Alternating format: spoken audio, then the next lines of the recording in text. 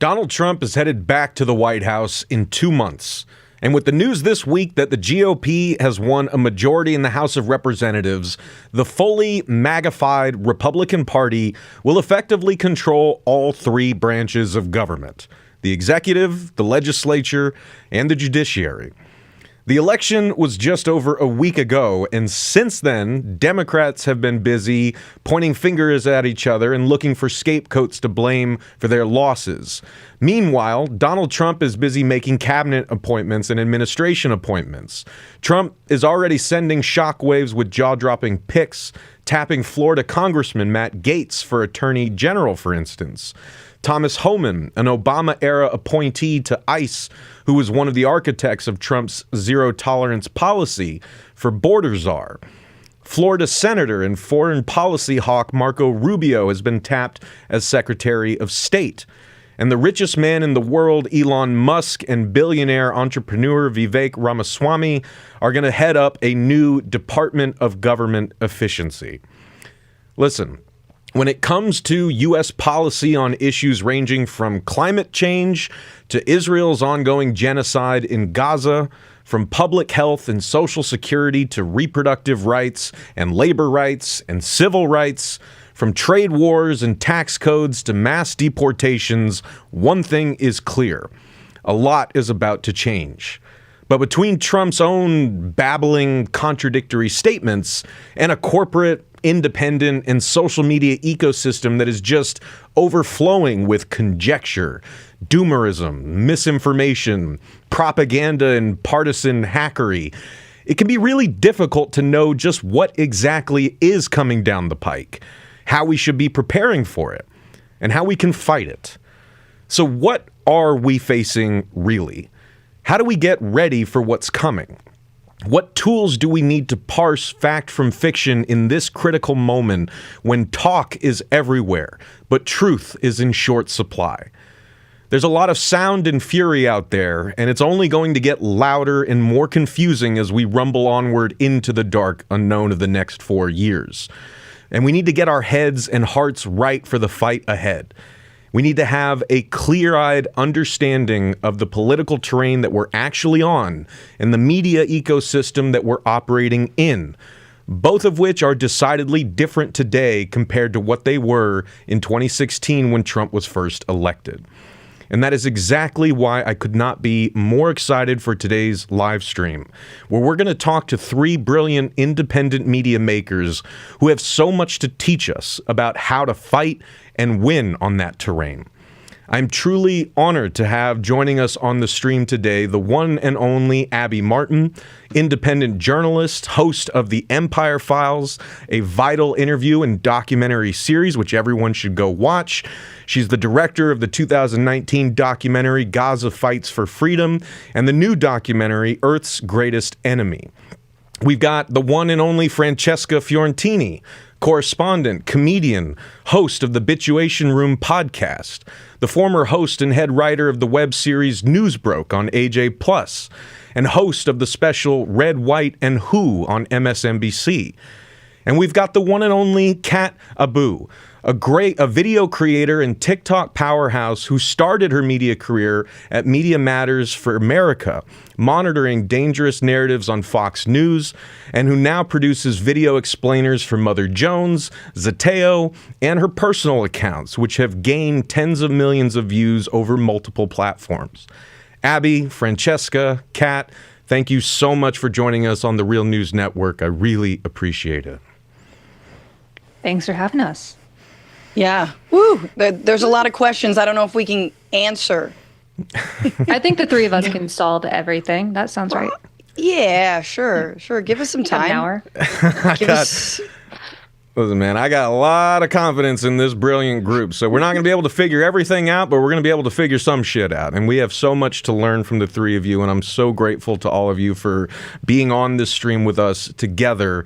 And I did want to just give a note to the audience real quick here at the top that We are going to have an audience Q&A section later in the hour.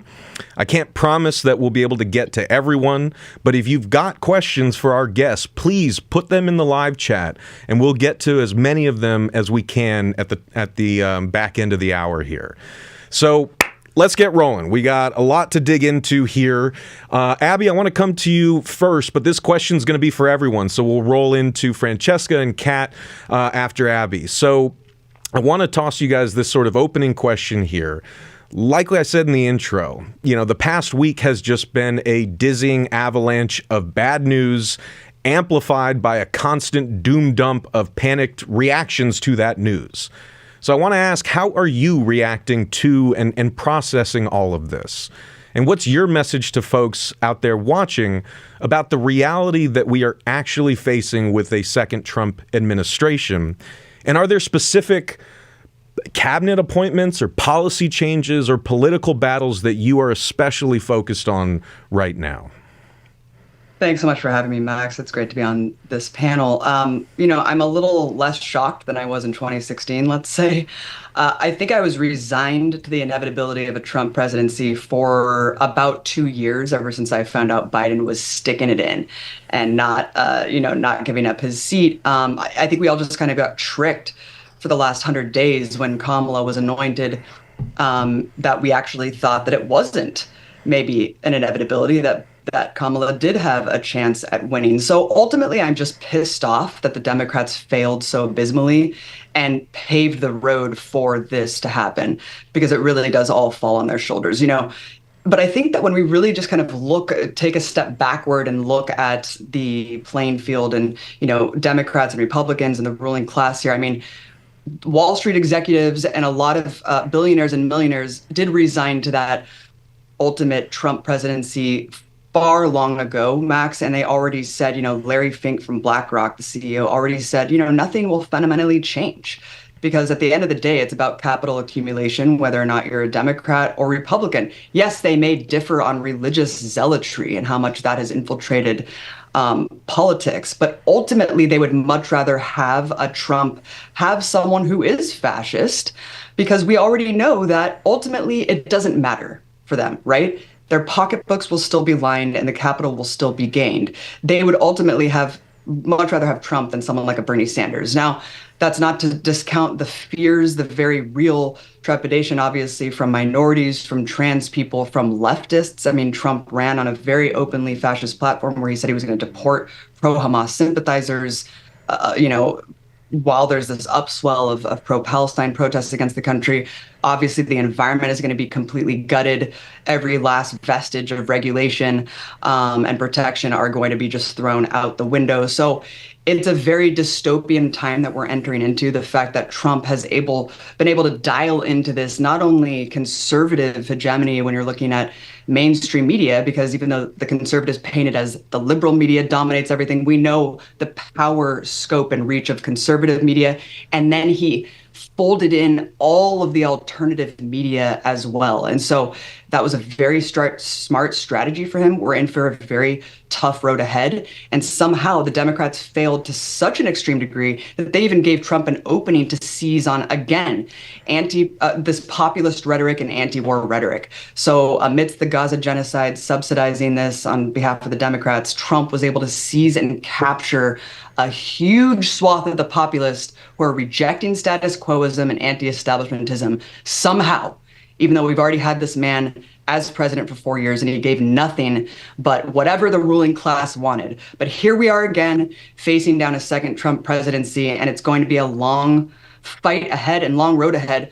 2 cabinet appointees that I'm especially concerned about, obviously Secretary of State Marco Rubio. Little Marco couldn't have been a worse pick when you're looking at foreign policy, especially Latin America. This guy's a maniac war hawk who wants to just destroy Cuba and Venezuela. He wants to destroy Iran. I mean, all these people are China hawks, right? So even though they might have good rhetoric time and again on someone like Ukraine, they all want the ultimate prize, which is war with China. And then, goddamn, this guy, Pete Hegseth, sorry, his name is a doozy, Secretary of Defense, this Fox News guy. I mean, this guy still supports the Iraq War In 2016, he's still promoting the Iraq War and defending torture. So it's a slew of the worst of the worst. Mike Huckabee, the list goes on. It's just a nightmare. You mean the guy with the white nationalist tattoos? Who's going to be Secretary of Defense? Yeah. Not worried about that at all. Jesus fucking Christ. All right. Francesca, let's keep the good times rolling with you. How are you processing and responding to this moment? And are there specific kind of appointments, policy changes, or political battles where your eyes are especially focused right now? I just want to give it up to Abby because that was an amazing roundup and she hit somehow all of the questions and I super agree with it. And everything she said is just on the money. And especially the last part I just want to pick up on. The idea that Trump could endear himself to a very real cry for an end to, the weaponizing, sending weapons to Israel, an end to this genocide, giving complete window dressing. I'll be the candidate of peace. Oh, yes, I'm going to embrace this one Muslim American group in, Michigan and all of that. And then turns around and appoints all these neocons who are, I think we're going to be probably going to war with Iran, I think within a year, if not sooner, is just it's incredible the amount of, obviously, misdirection, switch around that he did. But guess what? That's all you had to do. All you had to do was speak to the very real pain and anger and at the status quo of, again, genocide. And look, it's not necessarily what got him the election, but it sure as hell captured a moment, and he took advantage of it. And so a certain part of the electorate did vote for Trump, despite everything will be worse in Gaza, if you ask me. And yes, there will be a wider war. So I just want to name that the Democrats' unwillingness to even offer window dressing as to change. It's not that Kamala didn't say the exact same thing that Biden did, but just a little bit of a hint. Here's what I would do different. This is what, we were going to, how we were going to change on that. That's important to understand just how unwilling they were to even on a surface level try to appeal to what most people were saying, not just Democrats. And then the other thing that Abby said, look, I wish I had her foresight that 2 years ago I saw this coming, because what's happening to me, the scene in Memento where he starts to figure out that he's lost his memory and he's piecing it all together. That's what I'm doing with the Biden administration, right? Where you're like, oh shit, not raising the minimum wage, we got fucked. Relying on the Senate parliamentarian, giving Joe Manchin everything he wanted and he still tanked your Build Back Better bill, all the ways. And then him running again. It's we should have seen this coming.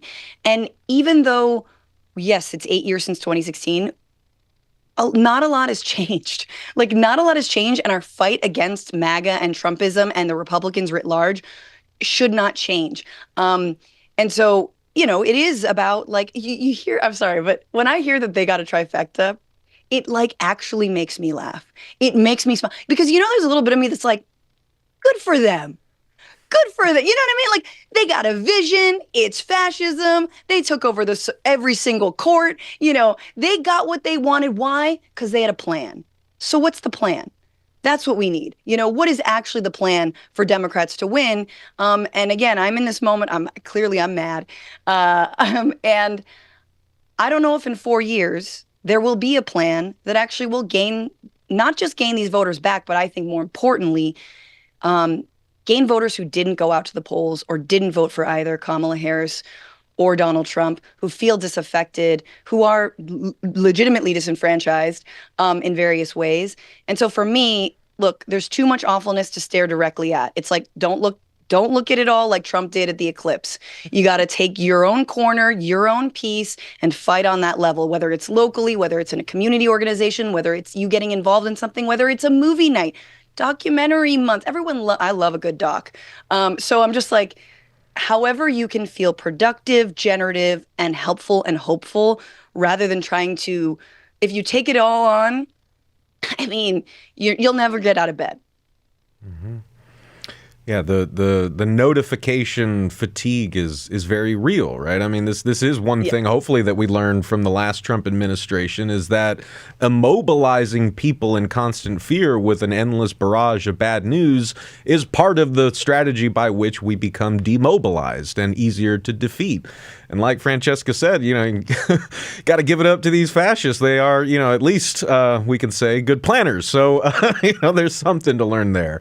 Kat, I want to bring you in here. Same sort of questions. How are you processing this, and what are you focusing on right now? When he won, I thought I expected it, or I at least knew it was a possibility. But I really thought I'd wake up and be like ready to go to Mexico. Like my mom straight up told me, she was like, I will help you move to Mexico. We're from Texas, so we spent a lot of time down there. She was like, I will be there. I will help you move. I will take the cat. And honestly, I woke up and I was just so energized, like ridiculously energized, particularly because of like what Francesca said, we need a plan. And I am someone who is, as a job, I am immersed in right-wing media constantly, which means A, I know Trump's entire cabinet right now. Pete Hegseth, oh my God, don't even get me started. But also, I think it's time you talked about people pointing fingers. When you're pointing fingers to blame, to find someone to say, this wasn't me or it was your fault, that's not productive.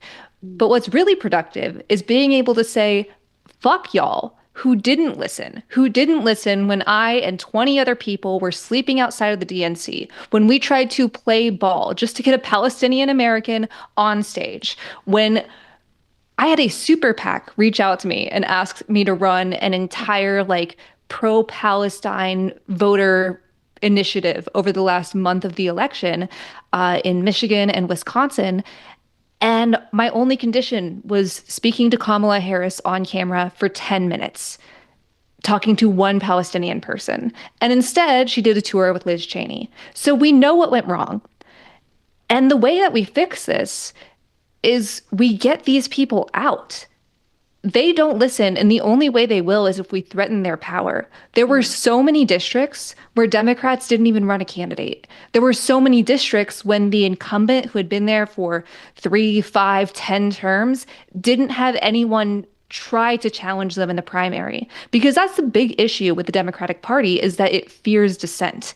And I think that's healthy to have dissenters, dissenting supporters in your party. That means that there's freedom of speech. That means that you're getting different ideas. That means if you are being corrupt, people will call you out.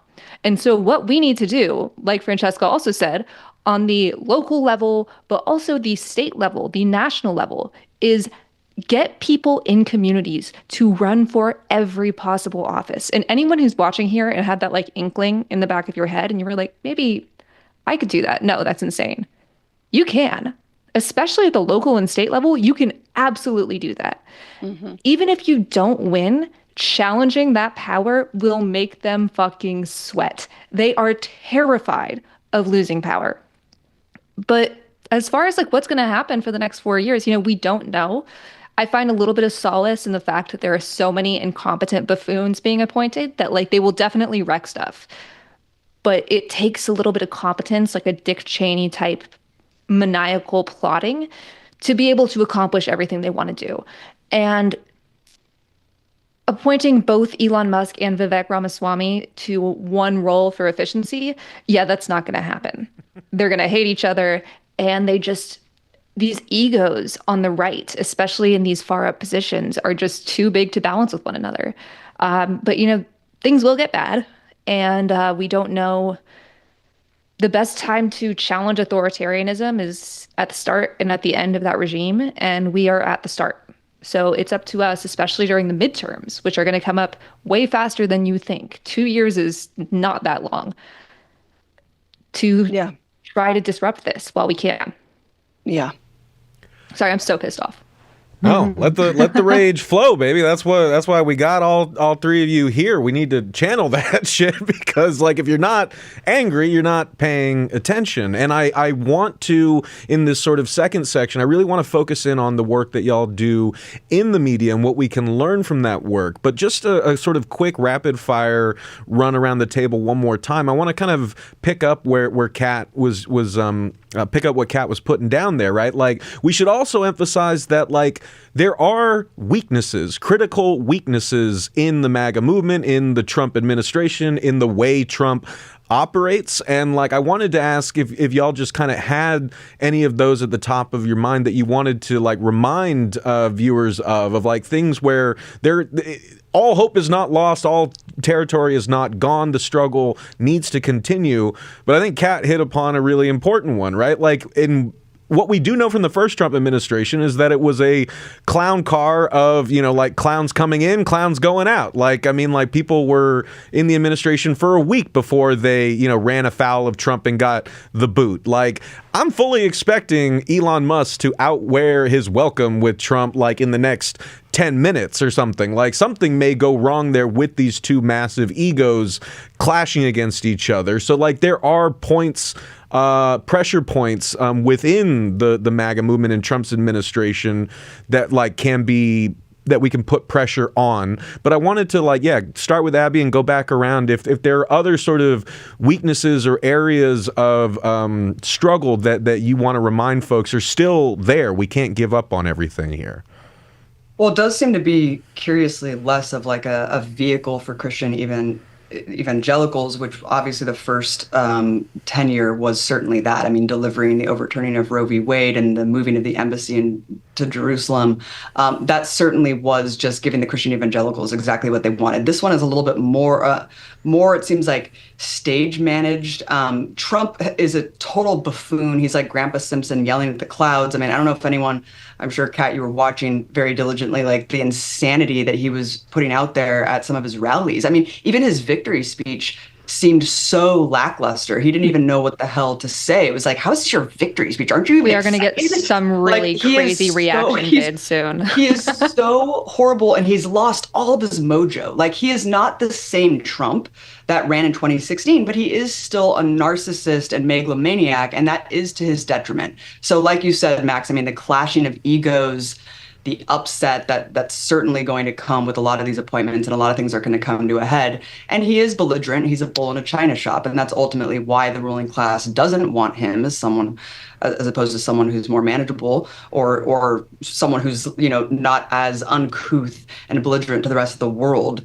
But yeah, I think it's going to be a big opening to just show how incoherent he is and how he doesn't even have anything cogent to present at all. So there's a lot of space to ram the truth through. It's just a matter of how are we going to expose that when the entire media sphere is just locked down by right-wing billionaires.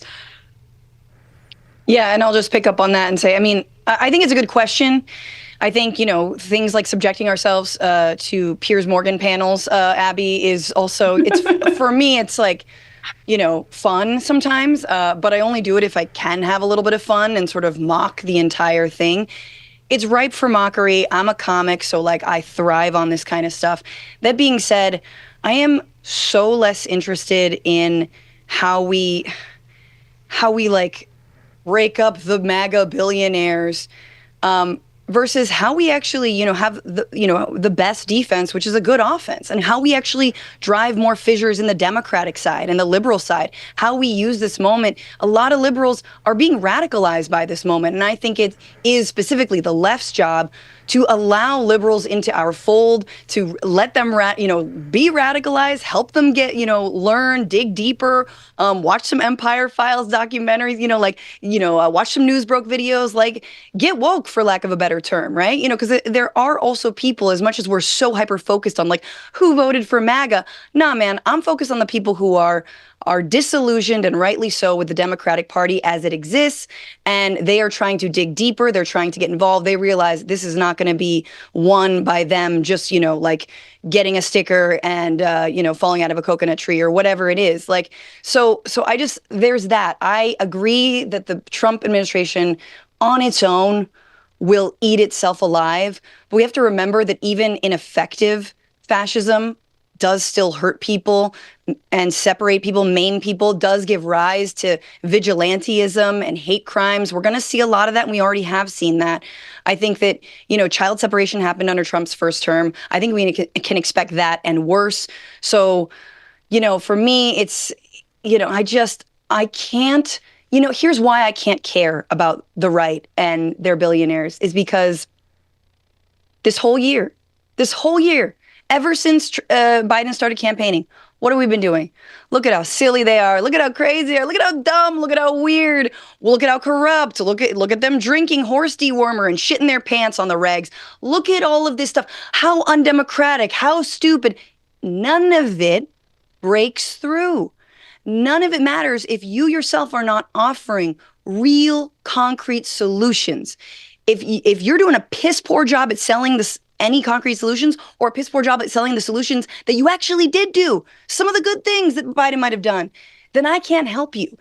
And so me pointing out Orange Man Bad, I just brought this segment on my show. It's now going to just be an Orange Man Bad segment. We talk about all the Trump shit, and then we talk about some real stuff, right? Like, what are we doing? How can we fight back? What are people doing? Organizing with their unions and their workplaces.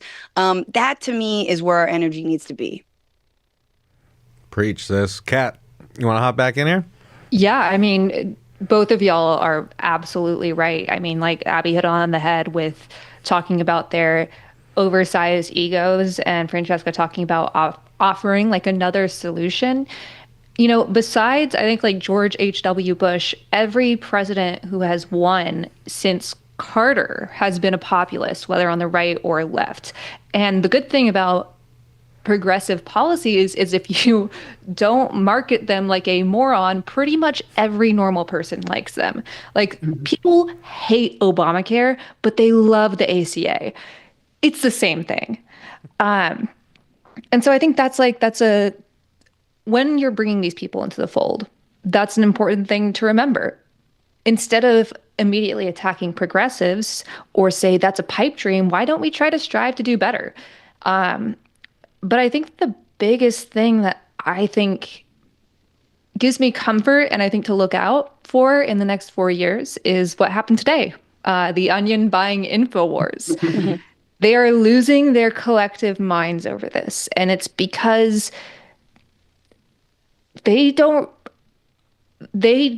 desperately want to be a part of like normal person culture, like deeply entrenched culture. Like, I'm not sure if I've watched it for the last 3 years, the Patriot Awards at Fox. It's their equivalent of the Academy Awards, and they're like 4 awards. It's 1 year it was Most Valuable Patriot, Patriot of the Year, Most Patriotic Badass, and that was Pete Hegseth, by the way, and the Back the Blue Award. That's not a real awards show. No one watched that except me.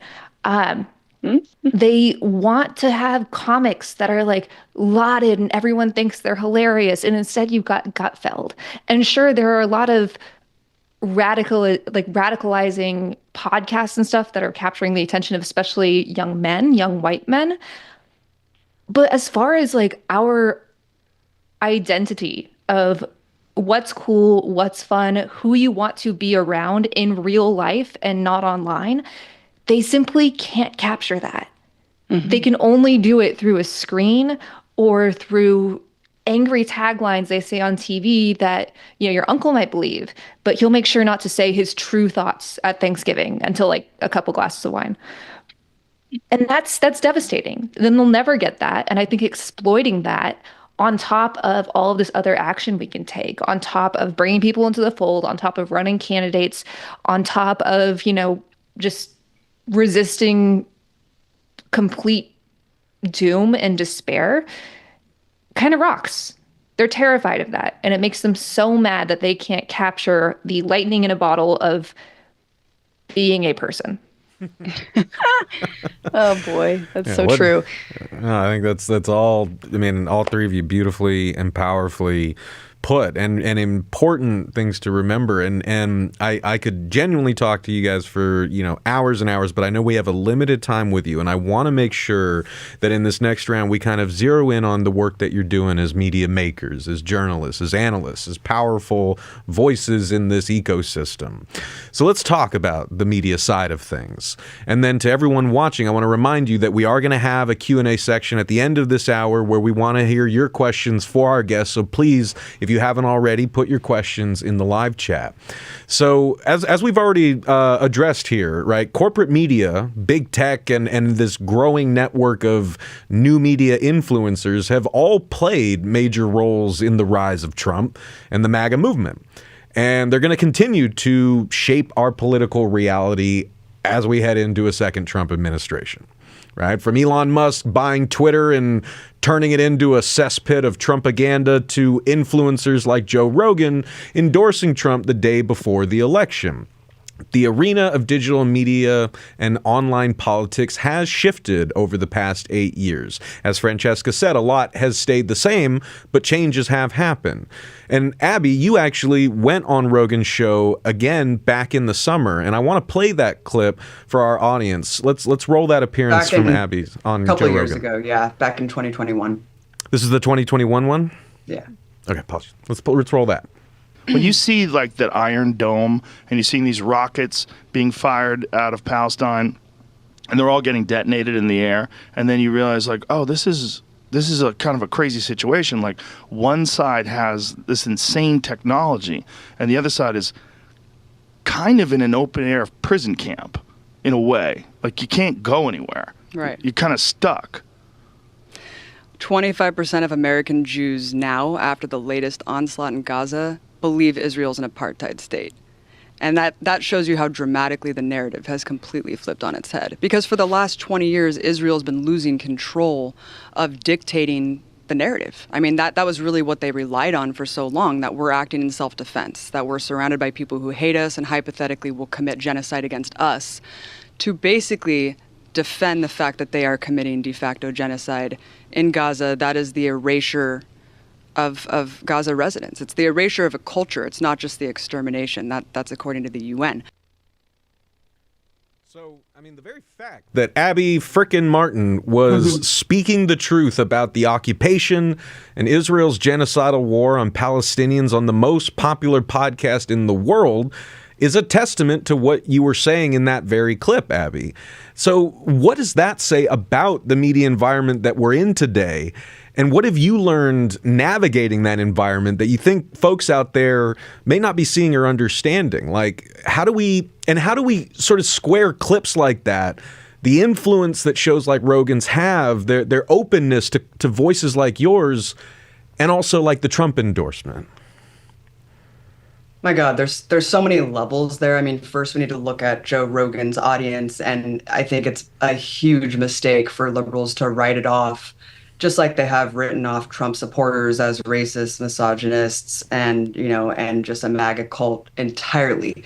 Look, Joe Rogan's audience is eclectic, diverse. I've had thousands of people come up to me over the course of the last 8 or 9 years, ever since I was going on his show, telling me that they learned about Palestine for the first time, that they became radicalized, that they became a communist based on what I said on his show. So I think it's a huge mistake for, again, it's just writing off any semblance of like alternative spaces and turning them into conservative pockets. And we saw exactly what happened with Bernie when he went on the Joe Rogan podcast and Joe Rogan endorsed him. And the entire liberal media sphere was up in arms. Everyone was like, recant the endorsement, denounce it. How dare you? How dare you go on his show and how dare you take this endorsement from him? I mean, it was a huge mistake, right? And I think that when we're looking at someone like Kamala Harris, it was a huge mistake for her not to go on Joe Rogan's platform. Would Joe Rogan have ultimately endorsed Trump either way? I don't know. Probably. But I think, look, when we're looking at these huge spaces with tens of millions of people who are captive audiences, and we just silo ourselves off and we don't engage with them, it's to our own detriment. And you look at the liberal media, the corporate media of liberal spaces and liberal dominant narratives, they were painting that the economy was actually fine. The stock market was good. They don't ever talk about poor working class people. They talk about the middle class, Yeah. So they're erasing tens of millions of people. 40% of Americans are insecure economically. So yeah, when you're looking at what was a big driving factor of this election, people's material conditions and being gaslit and lied to from so-called legacy media, or the term that conservatives have really kind of hijacked to paint what they claim is corporate media hegemony on the liberal side. We know that that's not the case, but it's easy to paint it that way when the corporate media, by and large, is defending the status quo and promoting what we've been seeing, the genocide, right? I mean, so it's crazy and it feels schizophrenic. And I think people are completely detaching themselves from that space. We're no longer in the position where we're begging these outlets to cover our struggles fairly, or to stop being so biased and one-sided when it comes to U.S. foreign policy. We have to create our own avenues and engage with each other and uplift our voices to build this consensus that we know exists with a large swath of Americans. Unfortunately, to the point of all of you and all of our work, I mean, it is so dominated by conservatives. And it's so unfortunate because people are so detached from what they're being told by the media pundits, and they're basically being funneled into the alt-right pipeline because it's so overly dominant. And now you see Elon Musk, who's a total joke. I mean, he bought basically Twitter to just be relevant because the Babylon Bee, I mean, they want to be funny. They want to be culturally significant and relevant. And we've seen what he's done with it. I mean, he bought it under the pretense that it would be somehow because the government was too involved, and he's just become an appendage of the Trump administration. So it's getting quite scary. But when look at two networks that allowed someone like me to have voices that were anti-capitalist and anti-empire, Telesaur and Russia Today.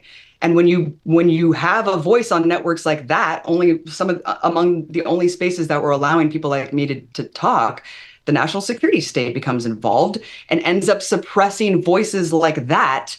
And it just erases leftists like Chris Hedges and Lee Camp, and then just silos us off into oblivion. So we're all scrambling and competing with our own brands and Patreons and podcasts to try to just make a modicum of space that the right wing has just engineered and really dialed in. And I think it's an incredibly effective strategy. And you cannot understate or discount the effect that Joe Rogan had, the effect that folding in RFK Jr. and Tulsi and all of these kind of alternative media figures into this umbrella. It's a big tent, and they pulled everyone into it. And it's the opposite of what the liberals have done to the left.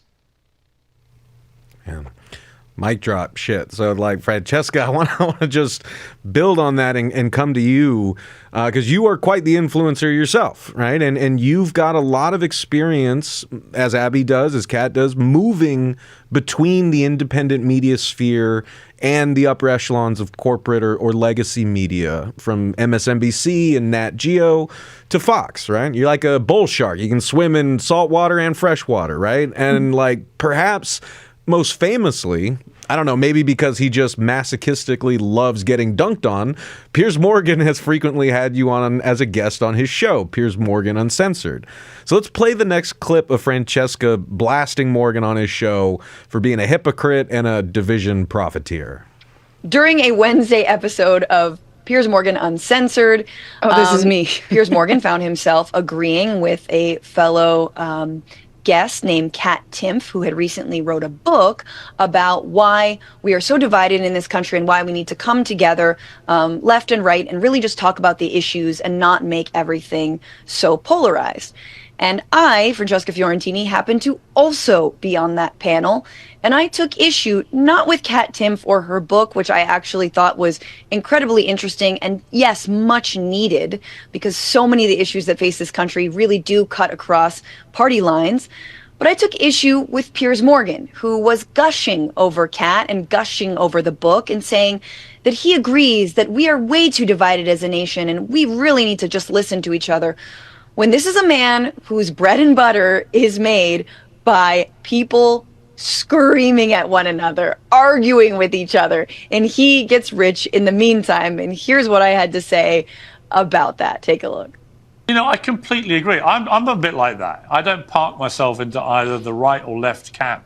Go on. You're so dishonest, dude. You're so dishonest, though, because all you do on this show is play off social media algorithms to get people to fight. You lead with it in the cold open, and you get the click, click, clicks. And if you don't hit a mill, you never ask that person back. You literally play the game that Kat is decrying. But Pierce, stop pretending like you think there's something wrong and we can't. Why can't we reach Francesca, across there's the one aisle and hold central. hands? Because your there's a whole flaw. algorithm is based on it. Your whole model is based on it. Francesca, it's a lovely statement that will get you lots of clicks from your followers, and that's why you've just delivered your little monologue. However, it's based on Wait a minute. I'm here on this panel You've had your for say. free. You don't normally get 1 million views for me, but I still invite you back. So that can't be true.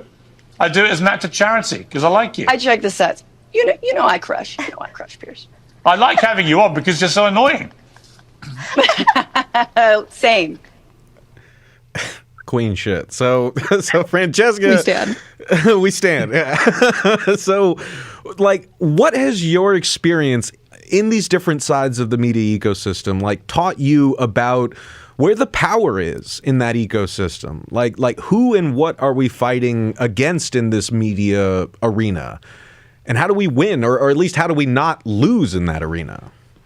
We're fighting liberals. We're always fighting liberals. I'm sorry. Like, it's the reason I do Peers is because it's fun. But look at the commenters. They hate me. They think I'm crazy. They think I'm an insane person who supports trans rights, like all that. And, it's just, I just go on there again, as he called out, like for fun, to show those clips, to just like dunk on him and move on my merry way. I don't really, sometimes I get real. Sometimes I, talk about, the billionaire class versus the rest of us, the number of venture capitalists that the Trump administration has supporting it, the David Sachs, the David Horowitz, all these people, right?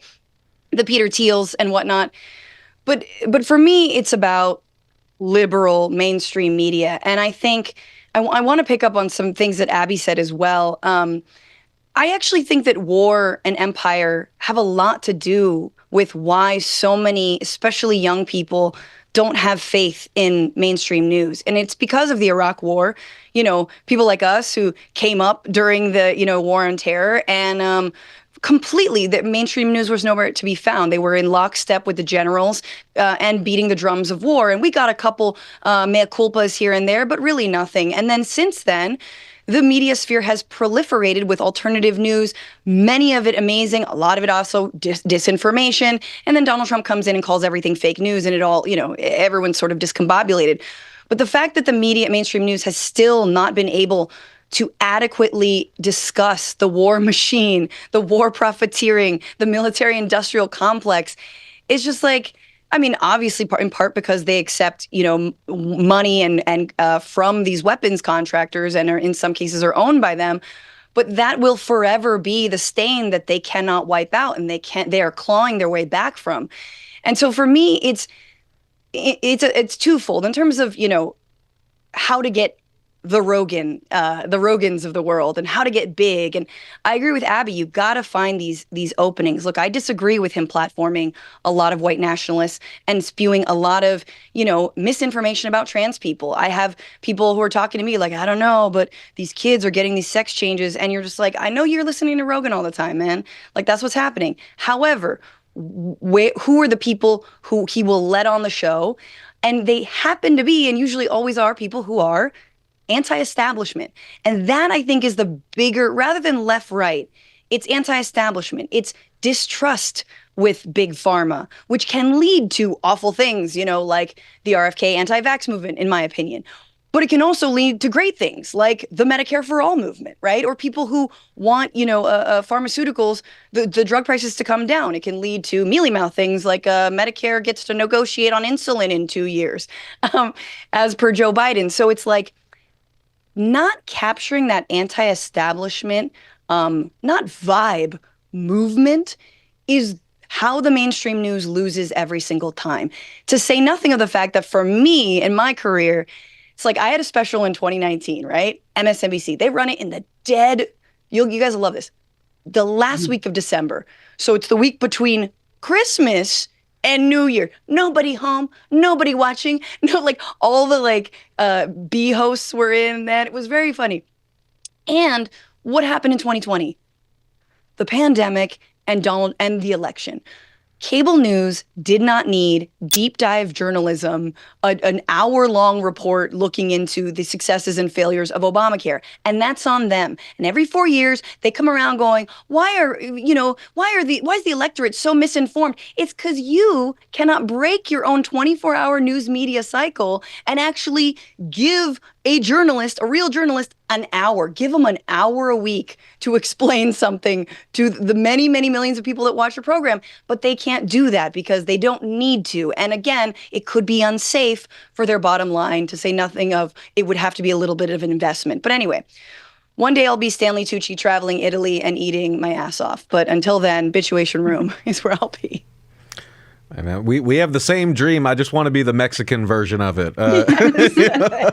So, Kat, I want to bring you back in here because, you are doing something that so many of us want to figure out how to do but can't. And you're playing a really critical role in the short form video space on platforms like YouTube, TikTok, X, and more. And you're also doing something that none of us would ever want to subject ourselves or our worst enemies to. You are watching, studying, and analyzing ungodly amounts of Fox News. So let's play the next clip from one of Kat's recent explainer videos.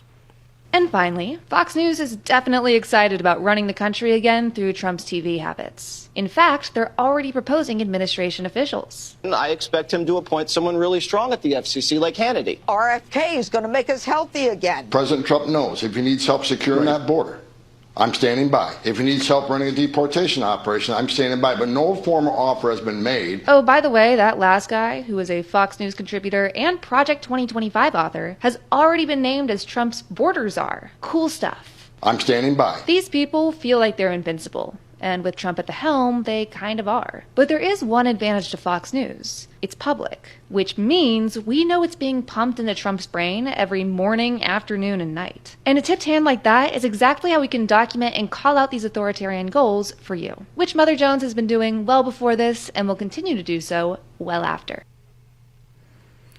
Damn, you cut off my cat. You didn't show everyone the clip of my cat high off her ass. I wanted to save something, so that folks, I was going to say, go watch the rest of that video for a special treat at the end. But it is, spoiler alert, it is Kat's cat. And it's adorable. She's so cute. She's wearing a little watermelon hat. Oh my God, I love it. So I want to ask, Kat, if you could expand on first the points that you were making in that video. As an expert in this area, how do you see right-wing media, Fox News especially, shaping the politics of Trump, his base, and the GOP today? And what does that mean for our fight? And then I also, if I can, I want to ask if you could talk a little bit about your process for, how you're navigating this media environment and what your process is for making and using media to kind of combat the corrupting influence of right-wing media. Yeah, so I've talked about this before, but I think the interesting thing about Fox News and my old boss at Media Matters, Andrew Lawrence, also, we just say this on repeat, is Roger Ailes created Fox News to support the GOP, but now the GOP exists to support Fox News. And this was really obvious during the Trump administration and when Tucker was on. That's honestly, personally, the point that I am most annoyed with, just from a petty perspective, is now Fox hosts are like, oh, we have more power again. And I want them to have a bad day every day. But now GOP senators and congressmen, when Tucker was on, they used to compete with each other for a 5-minute slot where they would only get to speak about a minute of the time. And now it's that again. Trump has a place to call in every morning and rant for 10, 20, 30 minutes at a time. Hannity, his favorite fanboy, is out there with a direct line to the president. When Trump lost in 2020, Hannity literally was tearing up on air at the thought that he wouldn't be able to call the White House day or night. And as far as right-wing media as a whole, I think the big thing is, there are all these forms of alternative media. Fox is the they love to talk about mainstream media. You're the most popular cable news channel in the country. You are the mainstream media, but that's not how they see it. But it's the biggest establishment version of conservative media. And so even though like a lot of its viewers, it gets a ton of viewers, but that's because most of them are super old and they're just sitting in a chair getting scared all day, every day, watching from, Fox and Friends till Gutfeld. And, they'll die off soon enough, but the influence isn't really who is watching at that point. It's twofold. One, it shows what far-right narratives are finally okay to say in the mainstream. Mm-hmm. Tucker used to do this. He was the one that would normalize them. Like the Great Replacement Theory, the first time he said that on Fox, it was in 2021. And me and my colleagues at Media Matters are watching it. And it was like red alert, like all hands on deck. He said replacement. This is insane. But now you can hear it all the time, not just in Fox, but in the GOP. And then additionally, it's a place for the GOP to rally around. Once again, they are supporting Fox, not vice versa. Fox is dictating their policy. And if you want to know what's happening or what's going to happen in the next day, week, month, year of the Trump administration, watch Fox. Watch what Jesse Waters is saying. Watch what Sean Hannity is saying. Watch what Laura Ingraham is saying. And then the next morning, see what's being repeated on Fox and Friends. Or you don't have to do that. You can just watch my stuff because I do it for you. But Thank you for your service. Of course. I mean, I do miss getting paid like a full ass salary with benefits for it. But what's that? I don't know anymore. I'm just hoping I don't get hit by a car. And that's a good plan. God, too real. But Kat, I want to pick up something that you said, which is like they're the most mainstream ass outlet, but then they say that they're, they're hitting on the anti-establishment thing. They're hitting on the anti-establishment thing. Exactly. It's like the brand is good for anti-establishment, but you never hear like MSNBC, to their own discredit, they could easily be like, you're not going to hear this anywhere else, but we're telling you, you don't even hear a whiff of that when actually sometimes, not all the time, sometimes they do. Good and I mean, reporting. It was like pulling teeth, getting people to tell Biden to step down. I mean, the shit, like I have gotten, since October 7th, 2023, I have gotten so much more like anti-Palestinian, anti-Arab racism than I did like growing up as a kid in Texas. But the shit that Democrats were saying to me, or like supposed like liberals were saying to me when I just said, hey, Joe Biden didn't allow a primary and this debate performance is clear that he should step down. Some of the most vile shit I've ever had in my DMs and replies. And I monitor Nazis for a living. Yeah. Well, I mean, it's so emblematic when you look at something like Bill Clinton. The fact that they had to hoist up Bill Clinton, who was flying the Lolita Express more than Trump. And instead of putting front and center Trump, was friends with the most notorious pedophile in the country. Holy shit, isn't that crazy? They didn't say one thing because they thought Bill Clinton was too important of an asset to go talk down to Palestinians in Michigan. I mean, you can't even unpack Let me just say, brain damage going on. A lot of people under like 22 don't know who Bill, like they would not recognize him on the street. Who cares? I mean, honestly, with the way that he looks now, I probably wouldn't either. He literally looks like the Suds episode of SpongeBob. But as far he as looks like an Eli Valley cartoon. You guys know? Oh my God! Valley? Yes. He literally he's turning into an Eli Valley cartoon. It's so bad. Well, like with navigating this.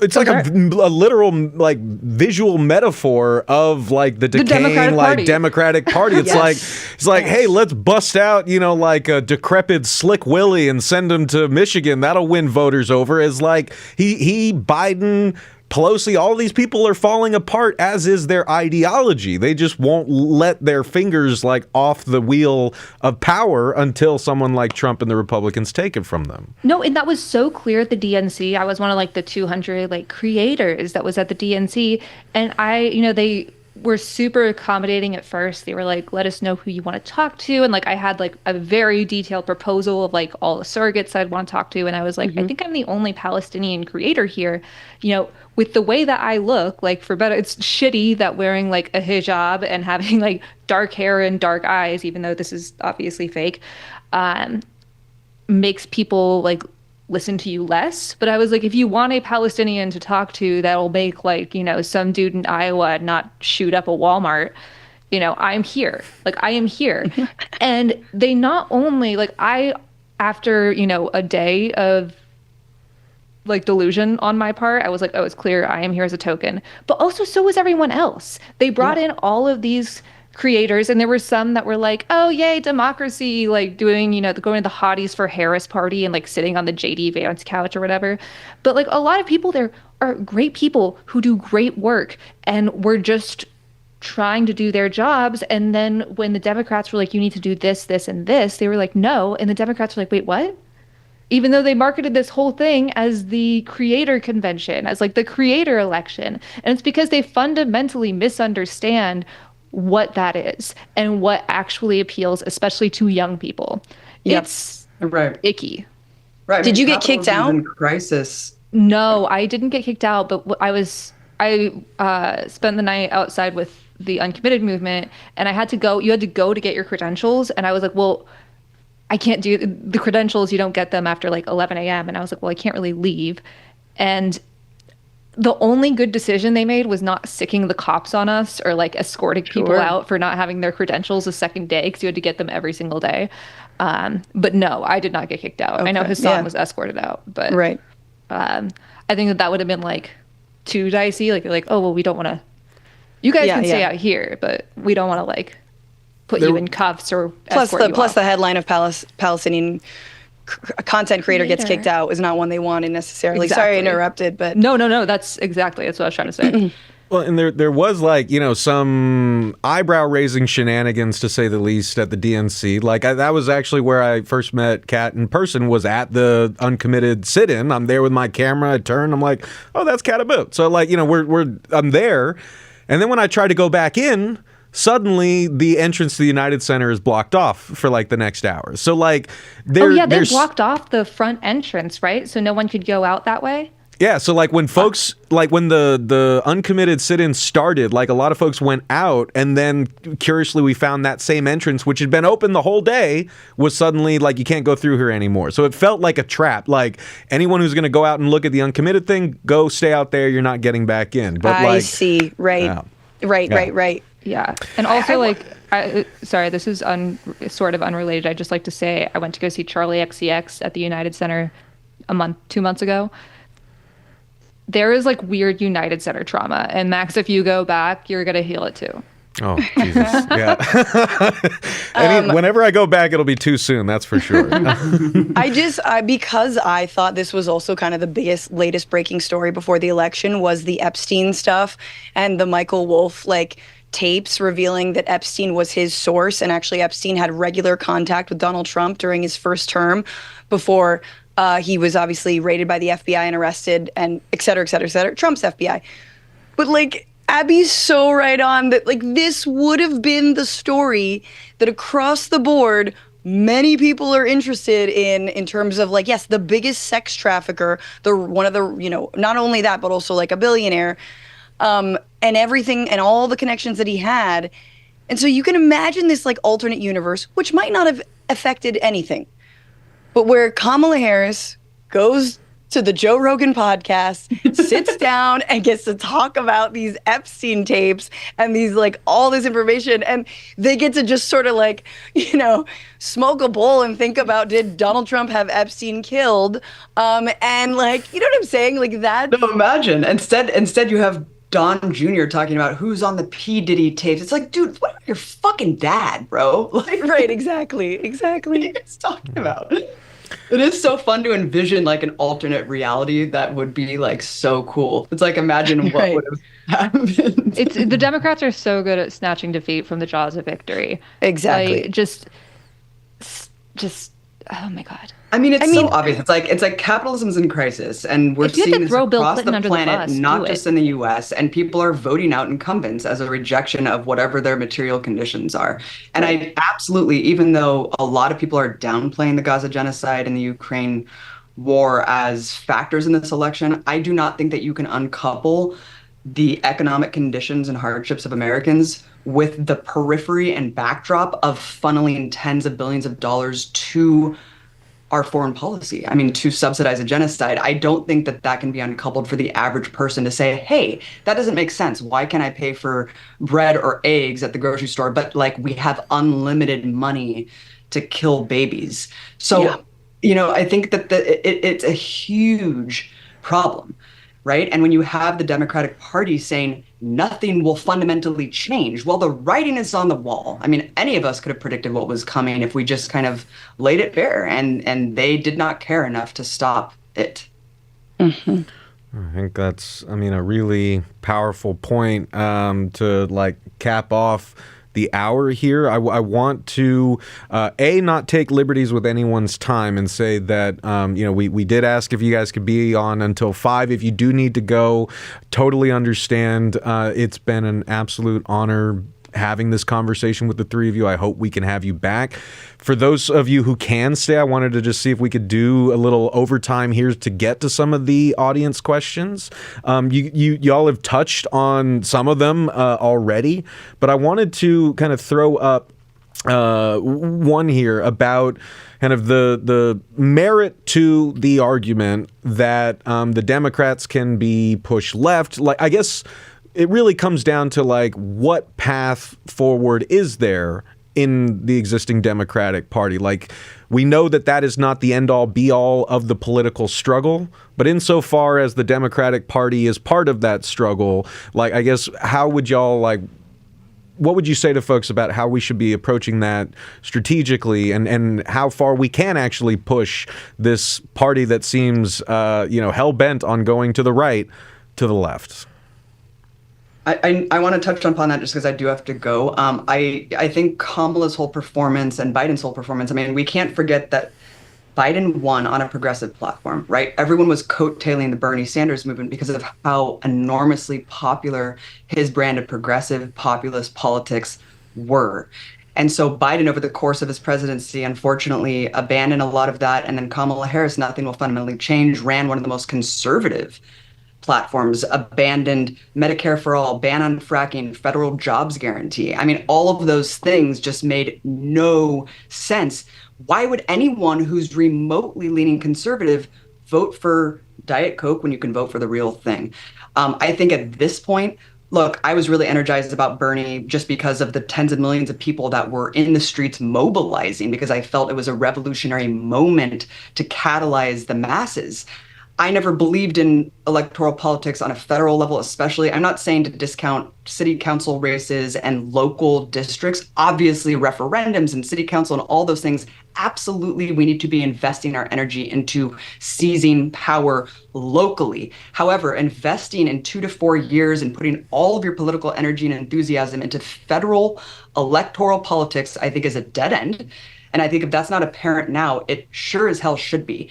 Let this election galvanize and radicalize us outside of electoralism, because the Democrats have perfectly elucidated that they will not lean left. They would rather have fascism than Bernie Sanders populism, right? That's just social democracy. They would rather have Trump than an FDR platform. So they are going so far right because they have no other choice. Yep. They have to maintain their capital and power no matter what's at stake and what's in the future. So it's up to us, the tens of millions of people who have been radicalized by the Gaza genocide, who are radicalized by Bernie Sanders, who see the climate change catastrophe on the horizon. It is up to us to build the movement we know is the only thing that has ever pushed politics left. The social movements in the street, the masses that shut down business as usual. That is the only possibility that we have moving forward, because the time is urgent. We don't have the time to wait for a super majority pie in the sky. Oh, maybe. And if one of these freaks on the Supreme Court croaks. No, we don't have time to wait and waste. The time is now. We need to act accordingly and get involved locally with the struggle and with the activism, because that's how we're going to move mountains. Hell yeah. Hell yeah, sister. Well, like, I know Abby said she has to go. I just wanted to, like, first just, like, I don't know, just have a Jesus moment because that was incredible and fire. Like, and also just really, really stress to everyone watching, you need to subscribe to the Empire Files YouTube channel. You need to support Abby's work, her current documentary, her past documentaries, share them with everybody you know, watch everything that she does. You can see for yourself why her voice is so vital. Abby, thank you so much for joining us today. It's been you a guys real honor. rock. It was such an honor. I hope to do this way more frequently. Should do this like a monthly thing or something. Let's do it. So good to meet you. Panel, baby. Hell yeah. Solidarity says. Bye, guys. Bye. Bye, Abby. Francesca and Kat, if you guys got more, I would hate to follow that act too, but I guess if you have anything else to say. I forgot what the question was, but yeah, I was entranced. I mean, look, I really appreciate Abby's perspective, and her analysis is just spot on and always has been.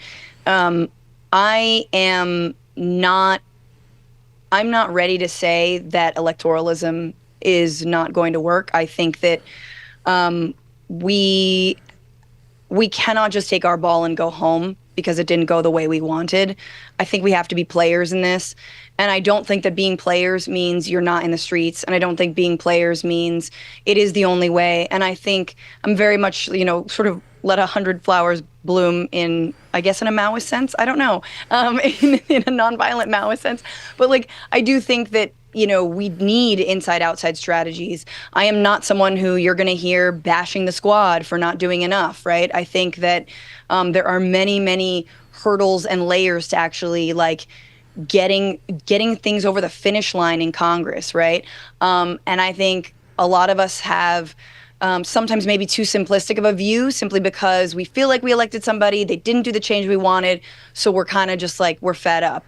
But I do think that even though good God, I'm sure he would like a mulligan on the last year and a half of his presidency. But, I do think what Abby said about Joe Biden's election in and of itself was thanks to the progressive movement.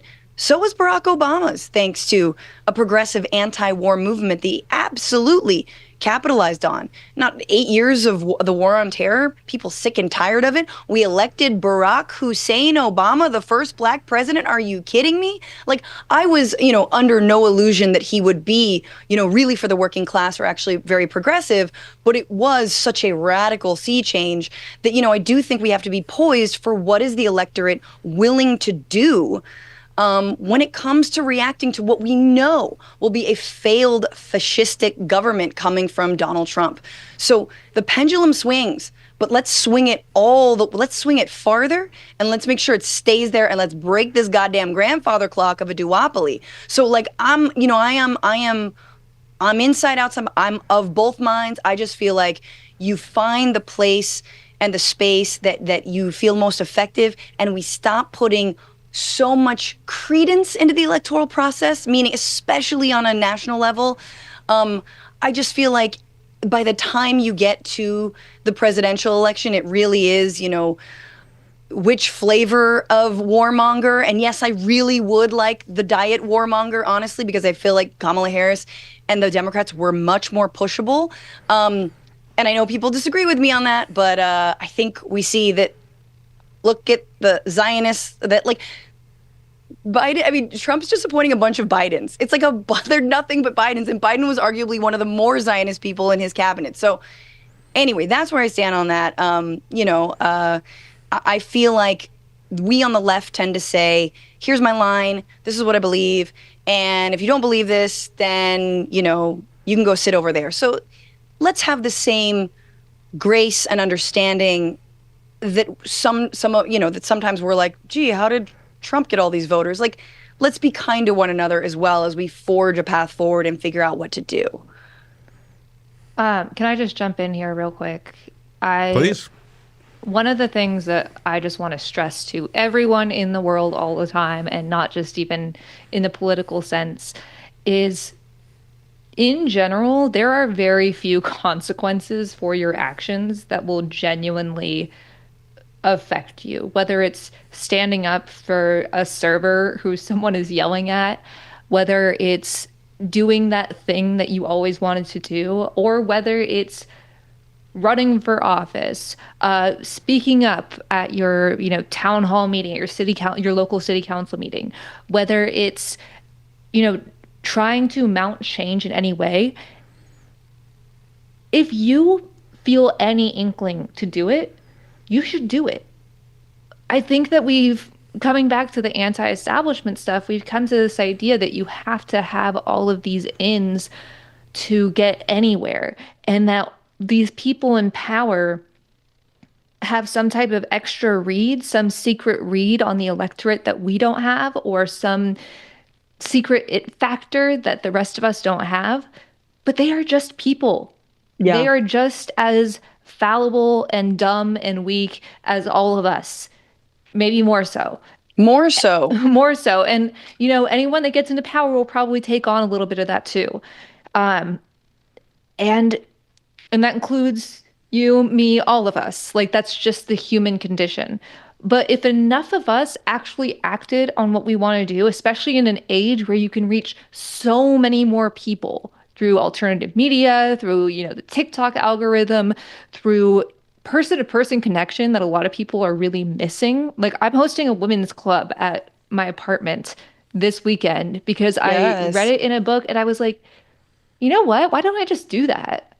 Yeah. And maybe in like a different time, I would have been like, well, probably no one would be interested or whatever. But instead I reached out to some friends and they were like, yes, that sounds like so much fun. So everyone's bringing a friend. We're learning how to embroider together. And like, it's just action. Action is what spurs us forward. And it doesn't have to be running for office. It doesn't have to be, taking to the streets. Just, this is going to be a really weird 4 years at the very least, and probably pretty dark. And if you don't act on what you know is right and what you want yourself or others to do, nothing is going to get done. Max, this is the least I've ever heard you speak. Maybe ever. I'd also like to apologize for I'm going to actually DM Abby after this. My Wi-Fi is laggy. I'm on like my building Wi-Fi. So if I interrupt, I'm so sorry. Oh, great. You're fine. Oh, y'all have been incredible. I'm sitting here in awe. I'm learning, man. I mean, I could spout a lot myself, but I mean, y'all have so much insight that we need to hear, and I don't have all the damn answers. I need to learn from y'all, just like I hope our audience is learning. And in a way, we were y'all were already sort of picking up on another audience question that I want to just keep this ball rolling. One of the questions was about how we fight the hate, the vitriol, the trolling, the misinformation on social media that is emboldening people in the MAGA movement. And so I wanted to pose that to y'all as well, but I kind of wanted to pick up on where Kat was talking just now, that the answer to that question does not solely exist on your online tactics for engaging people through a screen. I can't stress enough how important, the old meme of go touch grass, go talk to your neighbors. It really matters. I mean, one of the things that I've noticed watching my own grandfather die from Alzheimer's over 8 years since Trump was first elected to now, his social world, his physical mobility, everything in his world has shrunk. And that got hyper accelerated with COVID, where his social world went to going out to the golf course, meeting friends, to those friends dying, to his mobility being limited, to now being locked to one living room. And the entire connection to the outside world is mediated through the TV in his living room that plays 2 channels, Fox and OAN. And so I bring that up because I know this man. I love this man. He is one of the many Trump supporters in my family, who I know is not just the diehard racist and fascists that we like to paint Trump supporters as being. But what I really want to emphasize for people that they can learn from folks like my grandfather and folks in your family is that people don't just go gung-ho into fascist politics saying let's deport all the brown people. That comes way later because people's politics flow downstream from their perception of the reality they believe they're living in. Yeah. And when you are being bombarded with these images of what the world looks like outside your window as you're connection, your real connection to that world gets smaller and smaller and is all mediated through screens, that's how you end up with so many Fox News viewers saying, like, you live in Baltimore? Do you even walk down the street? I won't ever go to New York City or to Chicago, or like these places are bedlam. It's like, that's nuts, but that's the reality they believe they're living in. And Trump's fascist politics feels like a natural response to this dark world that's being presented to them. And so going out and countering that misinformation with reality, with real human connection, like, seems to me to be one of the most, if not the most potent antidote to that fear mongering. And the same thing with the media, just in terms of like, why do we only sit in diners, when it's an election? You should sit in diners all the time. You know what I mean? Like, you should really talk to people all the time. And this whole, the mainstream news has allowed for the demonization of immigrants. As much as they want to clutch their pearls over Donald Trump's wall or mass deportations, we all watched in 2016 how Donald Trump single-handedly moved the Overton window and Jake Tapper helped him just, refix it over to the right a little bit. Like, Jake Tapper, the whole GOP primary was just, what do you think of Donald Trump's wall? What do you think of Donald Trump's wall? What about the wall? How about the wall? It's like, no. How about a serious answer to the question of immigration in this country? How about a serious plan? What do you think about the wall? Like, they helped every single step of the way, and they're going to continue to help when it comes to mass deportations. How many Haitian migrants have they actually platformed on mainstream news? How many times have they gone to, let's say, Portland and seen the way that decriminalization programs are working in the community, right? Like, we always make fun of when, like, Jesse Waters or like some Fox News host will go and be like, isn't it crazy here? And it's funny, but like, who do you actually see, doing it from the other side, or doing it from a side that doesn't have an agenda, just being real with it? It's like, you got to listen. It's like long form investigative stuff, Reveal, Real News Network. Even some Bourdain did that. It's like, people are like, wow, Bourdain's really amazing. You know how he like talks to people. You know what I mean? Like, so like, that's the other thing, is like, how are we humanizing all of these groups, including ourselves, like every single day? And there's just a consensus to not do that because fear really does sell. And so I think I'm more terrified to see what nonprofits, what different organizing, not left, but like liberal entities, which news outlets, who's going to decide, I don't want to resist anymore, I'm just going to join. It's too much for me to resist this fascism. Let's just join them because that's easier. I need access and I need money. That terrifies me.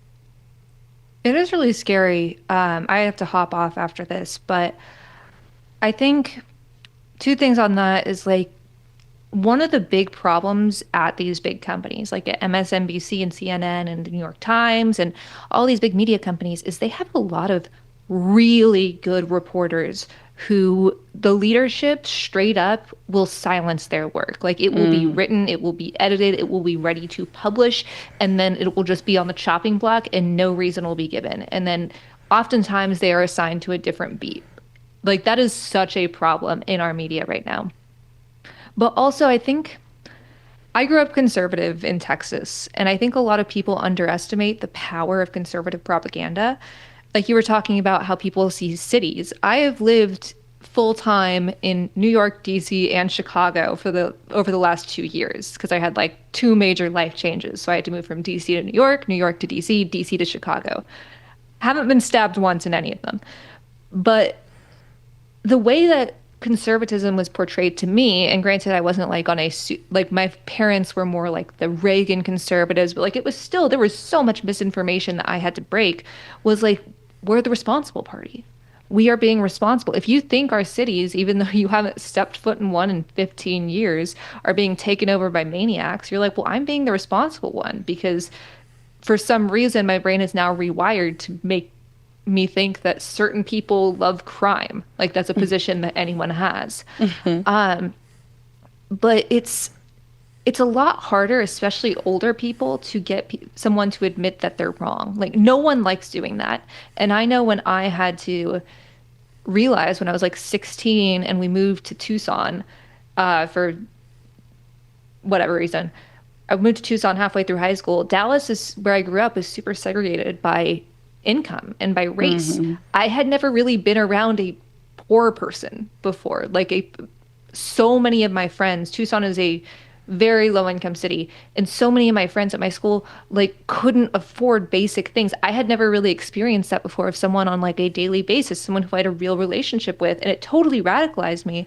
But I had to go through and see all of these things that I thought were truth were wrong. And that feels like shit. You feel like a moron. You're like, what is my moral compass?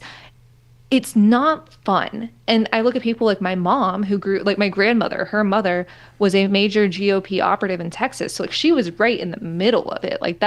She grew up with this as a major part of it. And she has reevaluated so many of her views. And I think it takes a lot of bravery and grit. It's hard to do that. And if you're looking back when you're 40, 50, 60, and you're like, did I spend this much of my life being wrong? Lacking empathy where I could have given it, villainizing people who didn't deserve it. And so that's just... It's never too late, though. I mean... It's never too late. It's amazing to hear, when, older people might make this transition. It's yay! It is.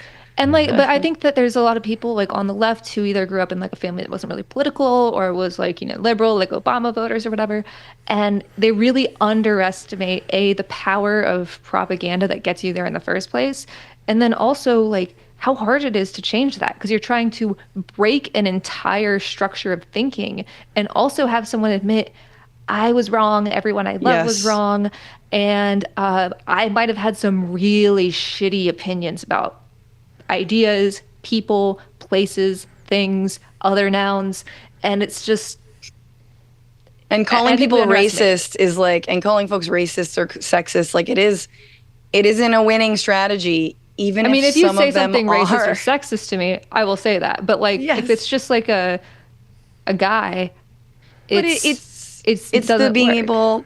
It's the looking past the racism and sexism. Like I said this 4 years ago before the election. Then you cannot shame Trump voters. You cannot shame Trump. You cannot shame the Trump administration. Shame doesn't work.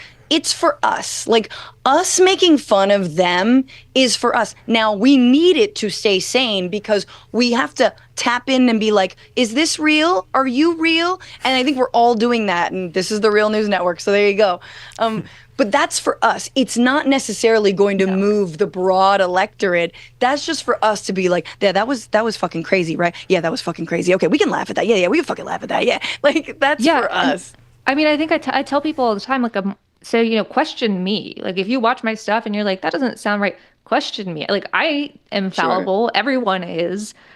I could be wrong. Or, just make sure you have an extra source or two on that. This is not the time to just think anyone is perfect, that anyone can say anything and it's the absolute truth.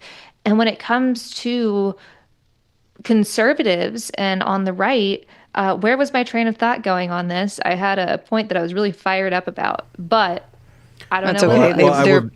If it comes back to, I will just say that one of the reasons that I've always gravitated towards your work, Kat, is that I myself, as folks in the Real News know, I grew up deeply conservative as well in Southern California. And for me, the reality breaking thing that got me to start that long process of unlearning all the dumb shit that I believed and acted on was the recession, right? Was this sort of massive market crash. Our family lost everything. 12 years ago, I was working in warehouses and factories wondering why the hell I believed in this system that just bailed out all the banks while families like mine lost everything, right? Yeah, and I was working with ex-cons, undocumented folks, trying to make my own paycheck so I could buy dinner that week. So that forces you to confront a lot of those realities. But as you both said so well, and as you both and Abby embody so well, we need grit and grace to navigate that and to help others navigate it. And it can be done. We're living proof of it. But we can testify as people who have made that transition that like Francesca said, like shaming and berating, even though it may feel morally righteous and good, is not going to fucking work if your goal is to bring folks out of that darkness into the light, finding their way back to love and common humanity and working class struggle. Yeah. You need grit and grace. My point came back to me, and it's exactly what you're saying. Like I clown on conservatives all the time because it's fun, but I try to only punch up, like people on Fox who are getting millions of dollars to misinform you. And when I talk, I did a video about Rob Schneider's comedy special, which was abysmal from a comedic perspective. I gotta see this. It was a lot of fun. It's on YouTube. But Wait, Francesca, can you please have Kat on your show to talk about that? Oh yeah. We need to break it down. Sex, please. Rob Schneider's comedy special on Fox Nation.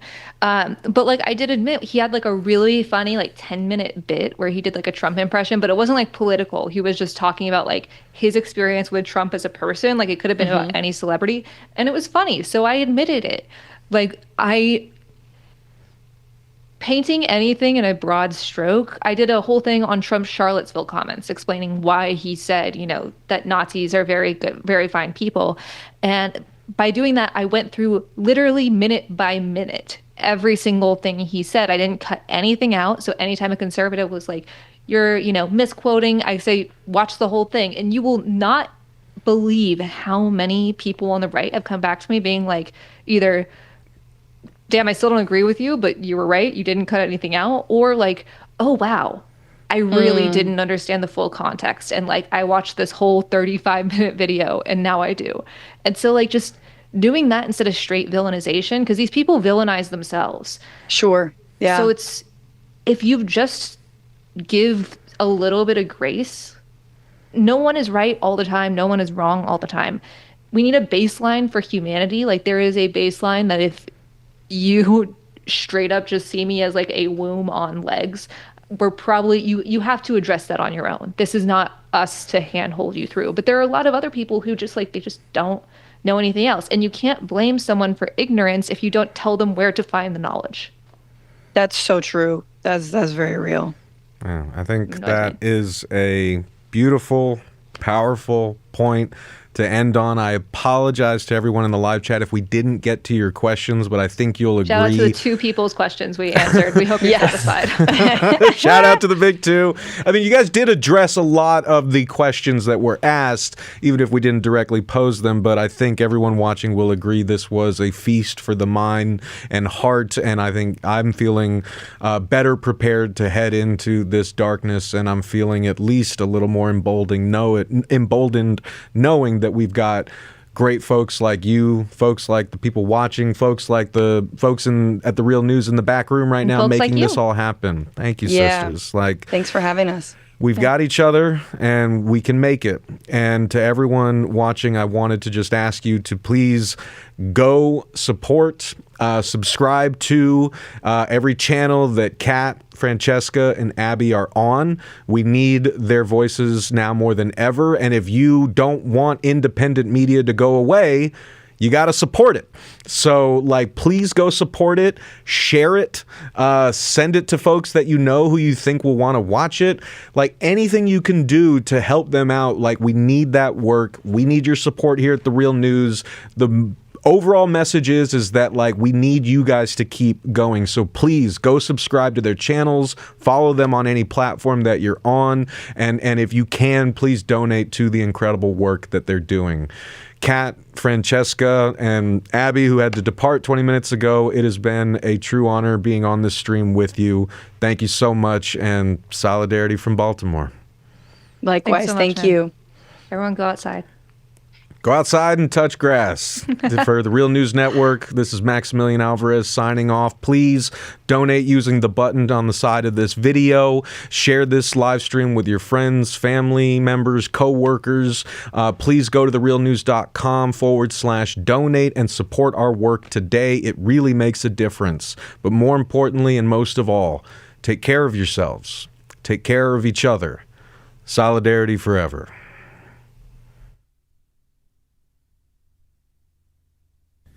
Thank you so much for watching The Real News Network, where we lift up the voices, stories, and struggles that you care about most. And we need your help to keep doing this work, so please tap your screen now, subscribe, and donate to The Real News Network. Solidarity forever.